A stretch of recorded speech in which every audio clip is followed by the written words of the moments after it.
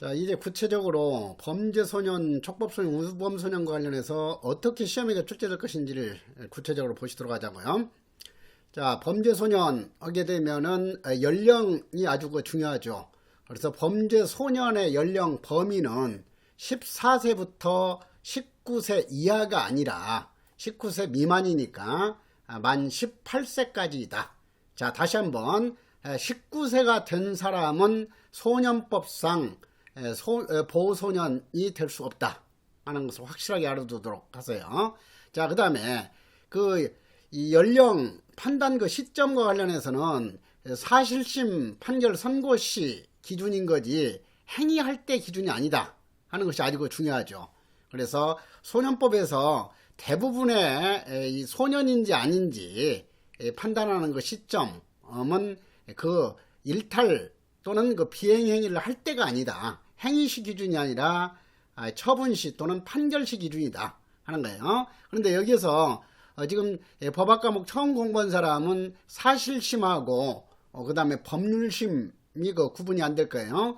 사실심 하게 되면은 당연히 형사소송 절차에 있어서 1심 법원과 2심 법원을 가리키는 말이죠.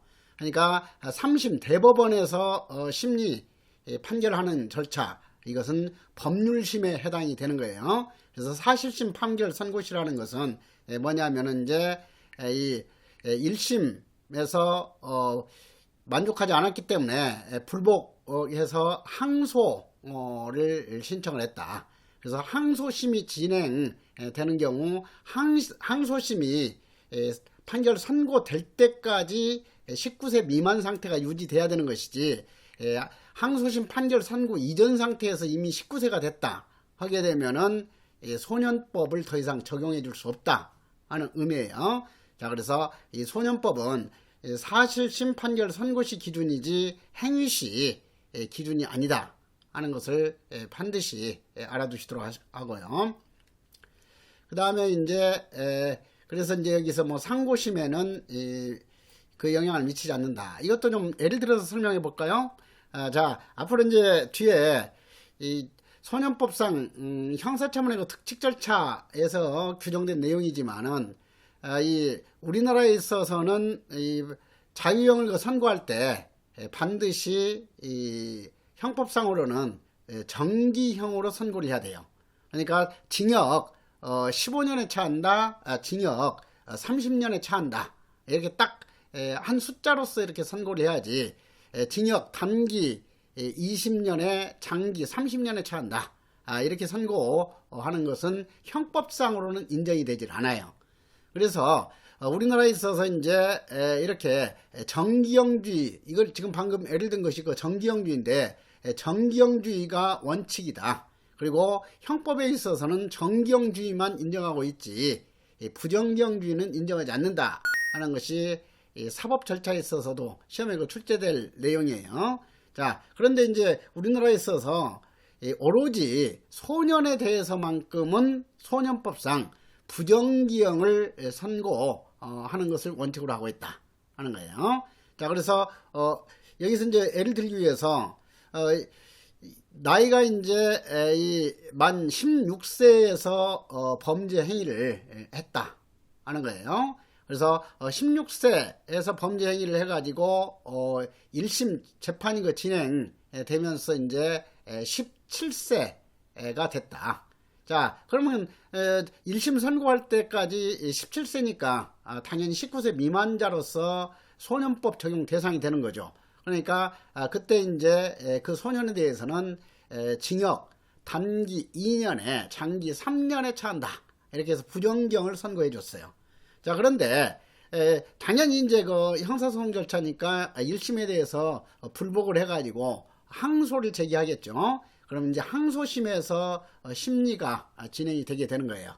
그래서 항소심에서 이제 심리 진행하는 데 있어서 또다시 1, 2년 시간이 소모가 될 수가 있는 것이죠. 자, 그래서 이제 이 소년에 대해서 항소심 판결 선고할 때 보니까 이제 18세하고 6개월이 지난 시점이에요. 그러니까 당연히 19세 미만이니까 항소심에서도 역시 1심 재판과 마찬가지로 징역 단기 3년에 장기 5년에 처한다 이렇게 부정경으로 선고할 수가 있는 것이죠. 자, 그런데 이 친구가 이제 또 이 불복을 해가지고 대법원에 상고를 했다. 그래서 대법원에 3심 제기하는 해가지고 심리가 진행되는 것을 상고심이라고 하는 거죠. 그래서 2심은 항소심이고 그 다음에 3심이 상고심이에요. 그래서 항소, 상고 이것도 이제 보통 잘 헷갈리죠. 근데 이제 이것은 형사소송법이 아니기 때문에 당연히 이제 뭐 항소냐, 항고냐, 상고냐 이런 거 구분하는 문제까지는 출제하지 않아요. 자, 그래서 아무튼 18.5세였기 때문에 항소심에서 사실심 판결 선고 시 항소심에서 부정경을 선고했다. 그런데 이제 상고를 해가지고 대법원에서 심리를 하다 보니까 이제 19세가 이미 넘어섰다 하는 거예요. 자, 그래서 지금 소년법이 그대로 적용되기 위해서는 사실심 즉 항소심 판결 선고시까지만 19세 미만이면 되는 것이기 때문에 상고심에서 설령 19세가 넘어섰다 하더라도 상고심에서도 역시 그대로 항소심에서 부정경으로 선고한 것을 유지해 줄 수가 있다 하는 거예요. 19세가 상고심 진행할 때 19세가 넘었으니까 성인 범죄자로서 이제 정기형으로 고쳐서 선고해야 되는 것이 아니다 하는 의미죠, 이건.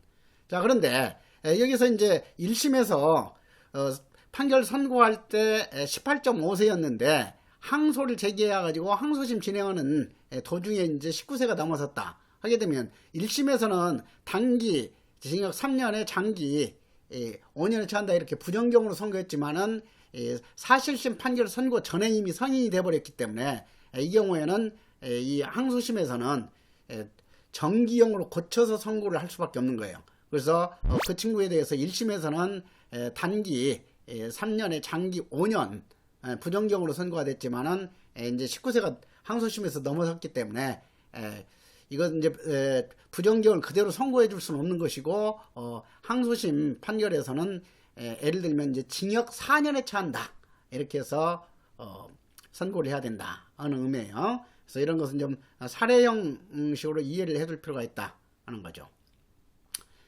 자, 그 다음에 이제 다시 한번 여기 소년법상 소년은 19세 미만자이지 19세 이하자가 아니고 또 20세 미만자가 아니다 하는 점을 상기하도록 하고, 그 다음에 행위시 기준이다.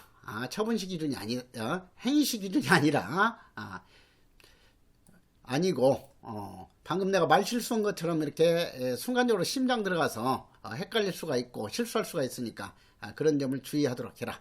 원칙적으로 처분시를 기준으로 한다 하는 거죠. 그 다음에 이제 이 소년법상 소년 사건에 대해서는 보호처분 또는 형사처분이 적용된다. 이미 여러 번 설명했듯이 소년 사건은 두 가지 종류가 있다. 보호 사건하고 형사 사건으로 나뉘어진다 하는 것을 좀 이해할 필요가 있다 하는 거예요. 그 다음에 이제 이 니은 같은 경우에는 좀 세부적으로 출제할 때 가장 난도 어려운 문제로 출제될 수 있는 거예요. 그래서 이 경범죄 처벌법을 보게 되면은 18세 미만인 사람에 대해서는 범칙금 부과 대상으로 규정하고 있질 않아요. 18세 미만인 사람에 대해서는 범칙금을 부과할 수 있는 대상이 아니다. 그리고 이제 범칙금 납부하지 않았을 때 이제 즉결 심판 청구 대상이 되는데 당연히 18세 미만인 사람에 대해서는 범칙금 부과 대상이 아니기 때문에 즉결 심판 청구 대상도 될 수가 없다 하는 거예요. 그래서 이 소년법에 있어서는 특히 중요한 연령이 18세 하고 이제 19세 좀 더 확대시키면 이제 14세 이 숫자가 아주 중요하죠. 그래서 이런 것 같은 경우는 나중에 내가 이 법령 강의를 한번 하면서 보다 구체적으로 어떠한 내용들이 서로 헷갈리도록 출제될 것인가 이런 것에 대해서도 강조를 해주도록 할게요. 자, 그 다음에 이제 우리나라 소년사법 절차는 이 검사 선의주의가 적용이 된다 하는 것도 충분히 출제가 될 수 있죠. 검사 선의주의에 대응이 되는 것은 뭐냐면은 이 법원 선의주의다 하는 거예요. 그래서 미국과 일본에 있어서 소년법 체제는 이 법원 선의주의를 그 원칙으로 삼고 있죠. 근데 우리나라는 여러 번 그 개정하려고 했지만은 아직까지는 검사 선의주의다. 자, 그래서 이것도 시험에 출제될 수 있는 내용이에요. 그래서 이 검사 선의주의 옆에다도 별표 하나 하도록 하세요. 그 다음에 좀 더 심화시키면은 검사 선의주의가 적용될 수 있는 대상은 비행소년 세 종류 중에서 어떤 소년이겠어요? 바로 이 촉법소년, 우범소년에는 해당이 되지 않는다 하는 거예요. 자, 그래서 이 촉법소년, 우범소년의 경우에는 검사 선의주의가 적용되지 않는다는 것은 어떤 점에서 그걸 논리적으로 이해를 해야 돼요. 촉법소년, 우범소년은 이 보호처분 대상일 뿐이지 보호처분이나 형사처분을 이렇게 선택해서 해야 할 대상이 아닌 거죠. 그래서 이 검사 선의주의는 어떤 의미냐면은 이렇게 이 범죄 소년에 대해서 적용이 되면서 범죄 소년에 대해서는 보호처분으로 처리할 수도 있고 아니면은 좀 아주 그 소년이지만 무거운 그 범죄이기 때문에 형사처벌할 대상자로 분류될 수도 있죠. 그래서 이렇게 어떤 그 법률 위반 행위를 했을 때 이 소년에 대해서 보호처분 대상자로 선별할 것이냐 아니면 형사처벌 대상자로 선별할 것이냐를 1차적으로 결정하는 것을 선의주의라고 하는 거예요. 그러니까 여기서 한자로 먼저 선자 논의할 의자죠. 그러니까 보호처분으로 결정할 것인지 형사처분으로 결정할 것인지를 먼저 논의한다 이 뜻이에요. 그래서 그것을 논의해서 결정할 수 있는 그 기관을 검사에게 하게 되면은 이 검사를 선의주의의 권한 기관으로 삼으면은 검사 선의주의가 되는 거고, 그 다음에 여기서 법원은 자 소년법에서 법원 하게 되면 두 가지 법원을 구분하라고 그랬죠. 형사법원이겠어요, 소년부 법원이겠어요. 여기서 법원은 여기서 법원 이것은 소년부 법원을 뜻하는 말이에요. 자 그래서 이 검사 선의주의와 법원 선의주의가 있는데 우리나라의 경우에는 검사 선의주의를 기본으로 삼고 있다. 자 이것도 문제 만들기가 좋기 때문에 법원 선의주의를 기본으로 하고 있다 이렇게 바꿀 가능성이 많아요. 그래서 그 점을 알아두시도록 하고, 그 다음에 이미 이제 이것도 통고가 어떤 것인지 그 개념을 이해했으니까, 자 통고 대상이 되는 것은 범죄소년과 촉법소년, 우범소년이 대상이 된다 하는 것을 기억하라고 그랬죠. 그리고 이것하고 대비되는 것이 뭐였어요? 바로 경찰서장이 직접 소년부에 송치해야 할 대상은 범죄소년은 될 수가 없고 오로지 촉법소년과 우범소년으로 한정된다 했어요. 자 그래서 이렇게 해서 이제 이 범죄소년과 관련돼서 출제될 수 있는 내용을 좀 이해하도록 하세요. 그래서 이 범죄소년은 가장 중요한 것이 바로 첫 번째는 연령 범위다. 14세에서 18세까지이다. 그 다음에 범죄소년에게만 적용될 수 있는 것이 바로 이 검사 선의주의이다 하는 거죠. 그 다음에 이제 통고처분의 그 대상에는 범죄소년이 제외된다 이렇게 출제가 될 수 있으니까 그 점도 좀 주의할 사항이에요. 통고처분의 대상도 될 수는 있다 하는 거. 그리고 이 범죄소년에 대해서는 경찰서장은 소년부에 직접 송치할 수 없고 범죄소년에 대해서는 검사 선의주의이기 때문에 반드시 검사에게 송치를 해야 된다 하는 거예요. 경찰서장이 검사에게 송치해야 된다. 자, 그게 핵심적인 내용이니까 그 점 확실하게 알아두시도록 하고, 다음으로 이제 촉법소년과 우범소년에 대해서 보시도록 하자고요. 이제 여러분들이 뭐 촉법소년, 우범소년은 머릿속에서 바로 그 개념 내용이 떠오르게 될 거예요. 자, 그래서 촉법소년도 역시 연령 범위 아주 중요하죠. 구체적으로 10세, 11세, 12세, 13세 소년으로서 이 형사법률에 저촉되는 행위, 즉 범죄 행위를 했지만은 이 사람은 책임 능력이 없어서 형벌은 부과할 수 없다.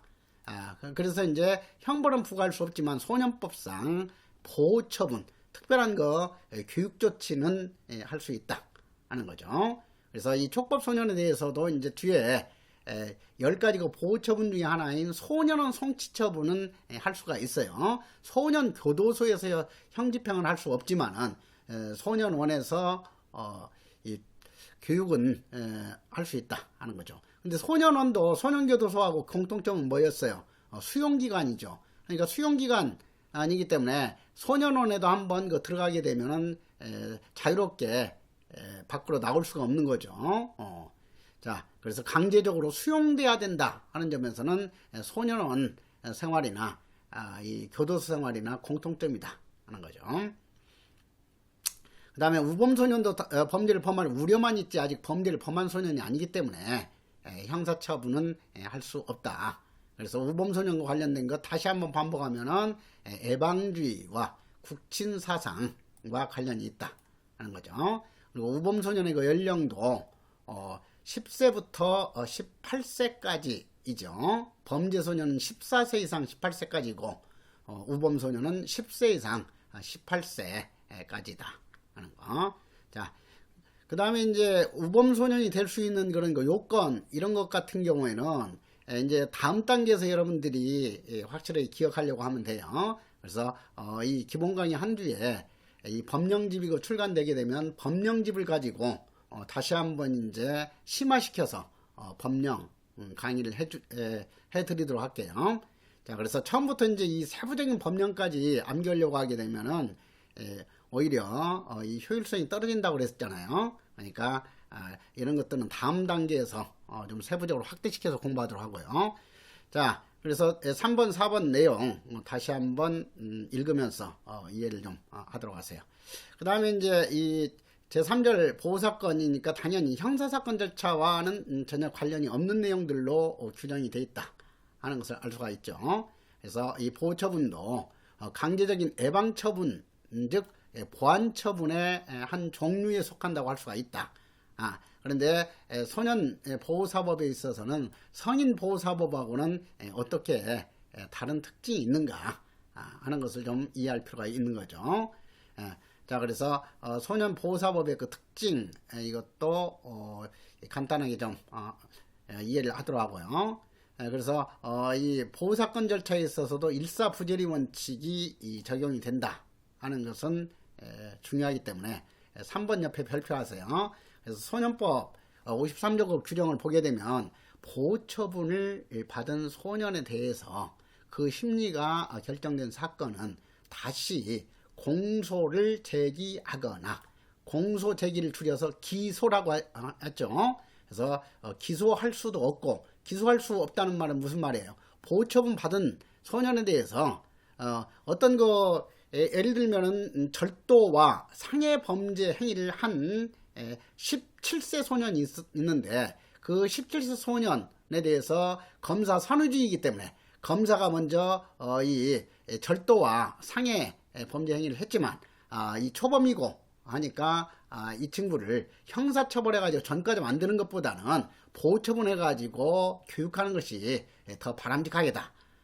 이렇게 판단해가지고 이제 보호처분 대상자로 선별해가지고 검사가 이제 소년부로 송치한 거예요. 형사법원에 기소한 것이 아니라.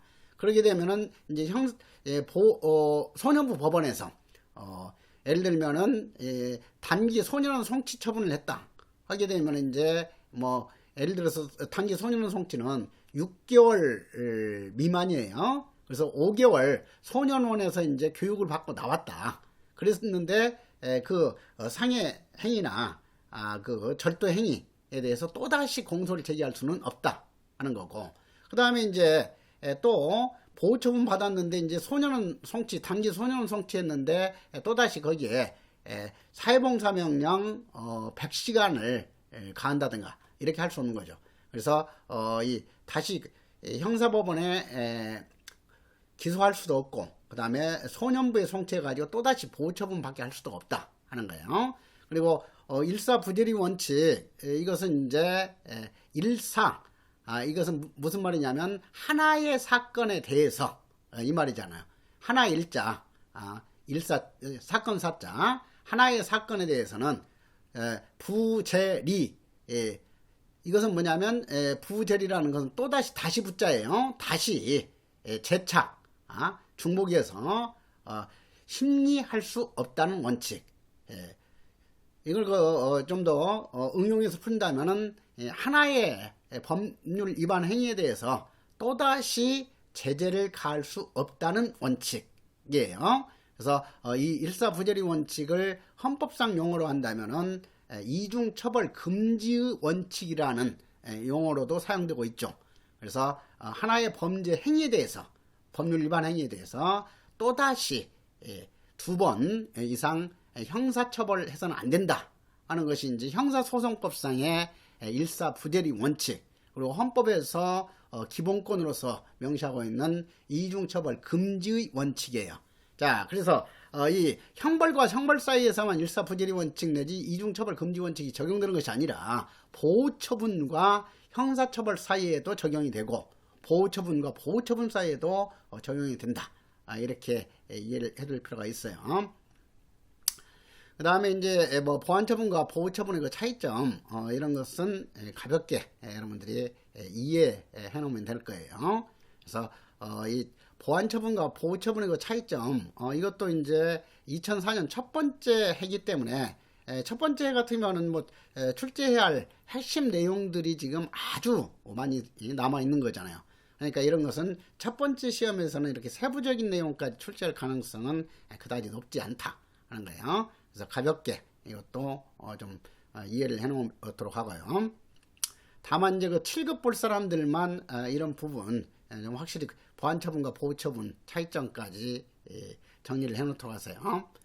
그 다음에 이제 당연히 소년부 법원에 관할 대상은 이 범죄 소년으로 한정되는 것이 아니라 촉법성 우범 소년까지 확대되고 형사 법원에서 관할 대상이 되는 것은 오로지 범죄 소년으로 한정된다 하는 거예요. 그런데 지금 여기서 아까 봤듯이 보호사건 절차에 관한 그 규정이지 형사처분에 관한 규정은 뒤에서 이제 다시 공부하게 될 거예요. 그러니까 다음 형사처분 절차에 대한 그 내용 들어가기 전까지는 모두가 다 보호사건 절차를 전제로 해서 이해를 해야 된다. 그래야 헷갈리지 않는 거예요. 자, 그래서 그 점을 이해하도록 하고, 그 다음에 이제 소년부로 사건을 보내는 것을 송치라는 용어를 쓰는데, 이 송치 하게 되면은 송치 강제주의다 하는 거예요. 자, 그러니까 지금 송치하는 그 기관, 아까 우리가 떠올려 보세요. 송치하는 기관, 범죄 소년은 검사가 소년부로 송치하는 것이지 경찰서장은 소년부로 직접 송치할 수가 없다 했죠. 자, 그 다음에 이제 두 번째가 촉법소년 우범소년은 검사가 소년부로 송치하는 것이 아니라 경찰서장이 직접 소년부로 송치한다 했어요. 그래서 송치의 그 개념과 그리고 송치 절차가 이렇게 두 가지로 구분되어 있다 하는 것까지 이해를 해 놓도록 하시고요. 그 다음에 이제 이 형사법원의 그 송치는 뭐냐 하게 되면은 자, 이것은 이제 좀 더 심화된 그 지식을 요하는 내용이죠. 자, 이 검사 선의주의이기 때문에 범죄를 범한 17세 소년에 대해서 형사처벌 대상자로 분류할 것인지 보호처분 대상자로 분류할 것인지 이것을 이제 검사가 고민을 해가지고 이 형사처벌 대상자로 분류해가지고 형사법원에 기소를 했어요. 그래서 형사법원에서 이제 형사처벌하기 위해서 재판이 진행이 되다 보니까 심리를 하다 보니까 이제 이 형사법원 법관들이 판단할 때 이 소년은 형사처벌해가지고 전과자 만드는 것보다는 보호처분을 하는 것이 훨씬 더 바람직하겠다 이렇게 판단이 되게 되면 형사법원은 소년 피고 사건을 심리한결과 보호처분에 해당할 사유가 있다고 인정하면은 결정으로서 그 형사처벌 절차를 중단시켜버리고 자, 형사법원에 있어서는 형사처벌은 선고할 수 있지만은 보호 처분을 결정해 줄 수는 없어요. 그렇기 때문에 이제 보호 처분 받게 하려면은 어떻게 해야 되겠어요?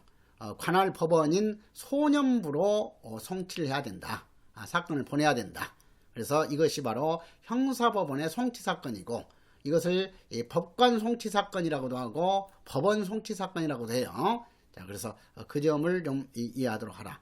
그러니까 지금 소년부에서 보호사건 절차가 진행될 수 있도록 송치할 수 있는 그 기관은 세 기관이다.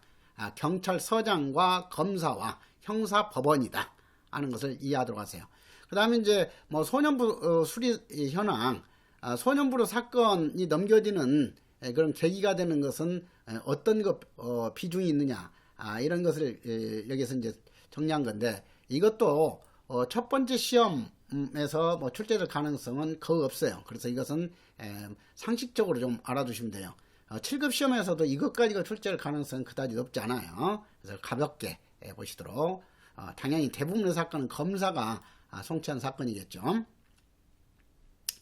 그 다음에 통고는 충분히 이해가 됐고, 그 다음에 뭐 이송과 관련해서도 이렇게 어떤 경우에는 반드시 이송, 다른 소년부 법원으로 이송해야 되고, 그래서 반드시 다른 소년부 법원으로 이송해야 되는 것을 필요적 이송이라고 하는 거죠. 자, 그래서 앞으로 이 필요적 규정이냐 의무적 규정이냐, 이것도 많이 써먹는 거 용어예요. 의무적이라는 것은 재량을 가지고 결정한다 하는 의미죠. 의무적, 재량적하고 같은 말이에요. 의무적 이송, 재량으로 다른 그 소년부 법원으로 보낼 수도 있고 보내지 않을 수도 있는 사유가 보호의 그 적정을 위해서 필요하다고 인정한 경우죠. 그 다음에 이제 이 관할에 속하지 않는 경우, 그러니까 이제 이 제주도에서 이제 이 살면서 제주도에서 형사법을 위반하는 그런 행위를 했는데 서울에 와서 이제 그 검거가 됐다. 그래서 이제 이런 경우 서울에 있는 소년부 법원에서 심리를 하려다 보니까 이것은 이 서울 소년부 법원 관할이 아니에요. 그래서 이런 경우 같은 경우는 이 서울 소년부 법원에서 심리를 하게 되면 그것은 위법한 절차가 진행되는 거죠. 그래서 이런 경우 관할에 속하지 않는 경우에는 반드시 관할 소년부 법원으로 보내줘야 된다 하는 거죠.